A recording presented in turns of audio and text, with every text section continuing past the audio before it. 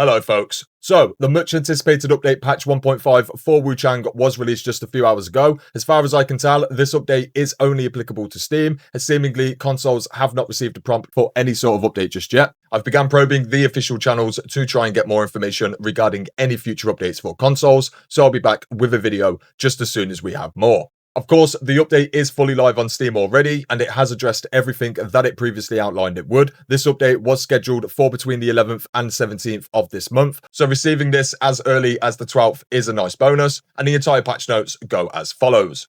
Dear players, today we're pleased to confirm that patch 1.5 is available to download now on Steam. Once again, a massive thank you to everyone that continues to support us, and we are incredibly grateful. For the features/bug fixes, slight adjustments to the invincibility frames during Wuchang's get-up animation after being knocked down. This is to prevent players from being attacked during the getting up animation to optimize the player's early game experience. Sped up Wuchang's healing animation slightly to ensure players have enough time to heal. The recovery animation after drinking can now be cancelled with a dodge. This is to enhance the strategic element. Made adjustments to animations, values, and level design for certain NPCs and AI. Added dialogues for some NPCs to complete some plots. We will further optimize the exhaustion animations in the future to improve the plot performance. Fixed the faction bug within Chapter 4, adjusted the level design and increased the performance effect of BVB. Fixed the dialogue order between Fang Yao and He Yazai to prevent a bug where players could not achieve the Bound by Fate's threads, and Dream Sweet to See endings due to an incorrect sequence. Addressed the issues causing audio playback stutter on certain hardware models. Revised descriptions for some equipment and items, added/revised certain audio lines, added some Wuchang voice to complete the story, and added some NPC dialogues. Fixed an issue where certain keys could not be set in the key binding menu, and where some key changes could not be saved after rebinding, such as left shift, left control, or left alt. Fixed the issue where the Buddha statue could disappear from the player's inventory when force quitting the game after it is placed in the Palace Hill on Chapter 1. Fixed an issue with the combo-based Benediction and Jade Pendant not functioning correctly in New Game Plus cycles. Addressed issues with certain terrain that can cause the player to become stuck. Reduced elevator waiting time and fixed the issue within Chapter 5 where the elevator may trap the player at its destination. While Wuchang waits for the elevator, the speed of the elevator triples, but due to loading issues, the speed of taking the elevator has temporarily unchanged. Optimized the impact resistance of certain monsters, reduced the impact tolerance of some primary enemies, making it easier for light weapons to interrupt the attacks of some monsters in early stages, while increasing the strategic nature of light attacks.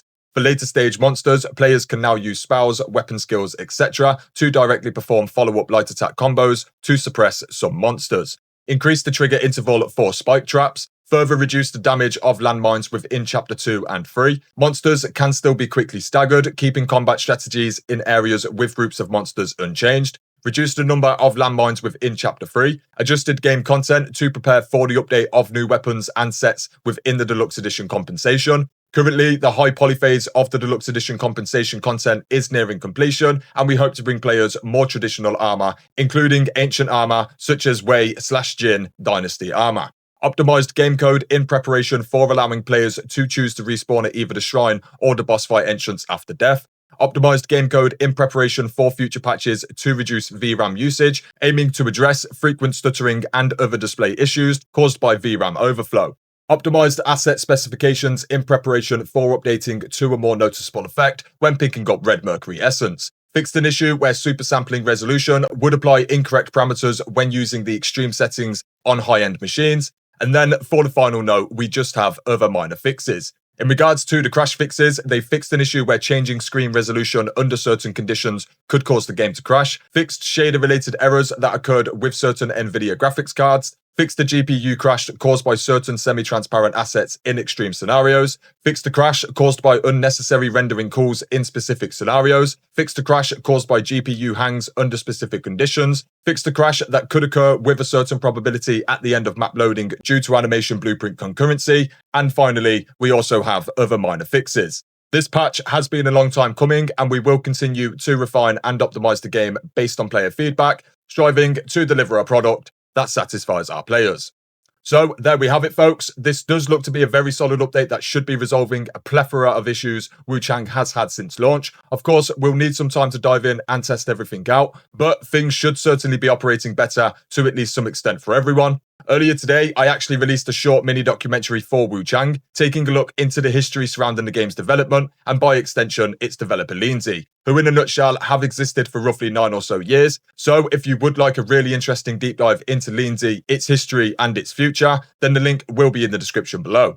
As for the actual patch itself, we can all breathe a sigh of relief with the knockdown animation receiving iframes while still being on the ground, and we also have the reductions to the time spent healing, and we can also dodge out of the healing animation now if needed. Both very, very solid changes. Now, of course, everything else included within the patch all ranges from improving quality of life, such as keybinds, elevator waiting times, etc. And we also have a whole range of performance and optimization related fixes. But as previously stated, it would appear that this patch is not yet available for consoles. I could be wrong, but I don't see any within my own history. And to be honest, there is very little details regarding console patches overall. Leave it with me and I'll probe the devs as best as I can, and will likely address it within its own video in the very near future. Now, something I wanted to touch on very briefly would be Lindsay's infancy. Whether you watch my mini documentary or not, something we should all be aware of is the fact that Lindsay have never delivered a project of this size or magnitude before, and how they've behaved, conducted themselves, and communicated with the player base over the past few weeks has essentially been the first ever opportunity they've ever had to do so. What I mean is, we should judge Lindsay on how they've operated over these past few weeks, and of course, how they continue to perform moving forward. But as it stands so far, they've done about as well as they could have given all of the circumstances. So, all things considered, hats off to Lindsay, and here's hoping they do continue down this transparent and positive path. Now, of course, when I announced the 1.5 patch last week, I did say we would be returning to the Steam charts and review score just to see how things are moving along. In regards to the Steam charts, we have the same exact pattern since launch, naturally losing more and more players with time, and it's likely this won't spike until we see something significant. And I don't think patch 1.5 will be enough, but we will check again soon anyway. As for the actual reviews, we are sitting pretty at exactly 50% and have been for roughly a good day or so now too. As far as I've actually seen myself, this review score did drop as low as around roughly 34%, and after having surpassed 40%, it took itself out of the overwhelmingly negative label to just mixed instead. I believe 60% positive reviews will be required in order to eventually reach an overall positive review score, but it's very likely to be weeks or more than likely even months before we see any changes to the overall review score. Things are definitely slowly gaining, with slowly ultimately being the key word there. As we've previously discussed, Wuchang has sold over 1 million copies at this point. If we include all sales from PC, console, and then the Xbox Game Pass deal too, it's likely that Wuchang has recuperated the estimated 50 million that it required to develop the game. This doesn't change the fact that without a poorly received launch, Wuchang could have very well broken the 2 million or more copies sold landmark by now, and could largely be considered one of the greats if only it had have been judged purely on its own merits and not its performance or optimization issues at launch. It's a shame, but it is very much said and done, and that would also appear to be the same attitude that Lindsay have. I think it'll be an interesting ride over the coming months, and I'll be latched onto Wuchang's development with prying eyes and ears, so do feel free to drop in whenever you want the latest. Outside of this, folks, we are introducing a few other titles to the channel over the coming months. I've already started to cover the single-player/MMO action RPG game Where Winds Meet, after I was able to gain access to the closed beta not so long ago. And I'm currently downloading the Hell Is Us demo right now, so I will be looking to bring that to the channel when it releases on September the 4th for PC, PlayStation, and Xbox. So again, do feel free to pop in whenever you like.